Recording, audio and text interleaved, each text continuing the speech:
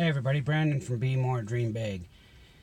I know a while back I posted a video about saying that you can't be whatever you want to be, and I know that that is true. There's no way to just to say I'm going to be this and be it. You know, I'm not going to be a professional basketball star, but there is a lot to be said for trying to do something that you can do.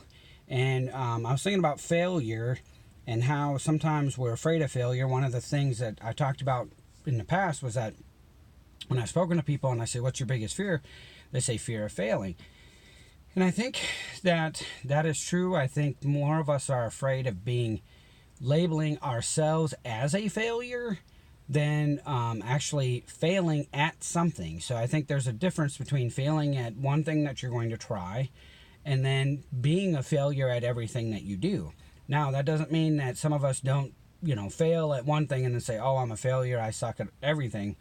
That's often true for people, but if you think about it, I think about what model am I setting for my kids? What model, if my kids take a look at me, or if we take and reverse it and say, what have we done with our kids? So when I taught my kids to ride a bike, the first time we took the training wheels off and I walked along with them, and they couldn't really balance, and I held on to the back of the seat, and they got real nervous, and then I would let go, and then they'd wipe out, which, depending on how you define failure, you could say that they failed to ride a bike, or you could say that that's the first step in learning.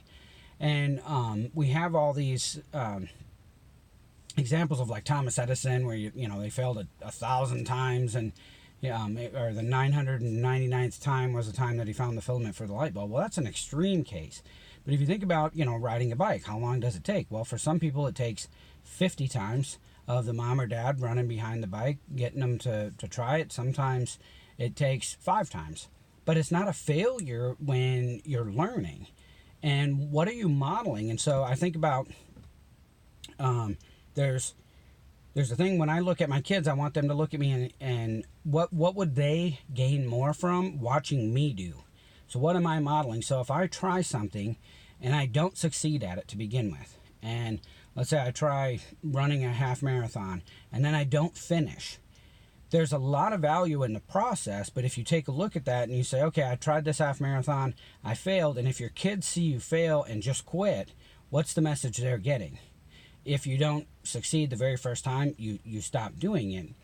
Or on the converse side, if all you ever do is be successful, if the only thing you're able to do is be successful, so let's say you're Michael Jordan's kid, and you were born while he was in the NBA, and so you grew up with one of the greatest people ever as your dad.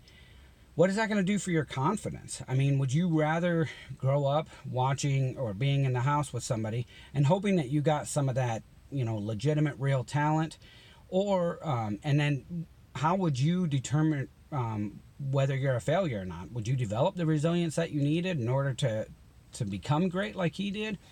Or would it be better for you to have a model of somebody that you look up to, whether it's a parent, an uncle, just somebody you care about, who tried something, who failed, but then got up the next morning and tried it again, or tried a different way, or regrouped and said, okay, that didn't work. What can I do differently?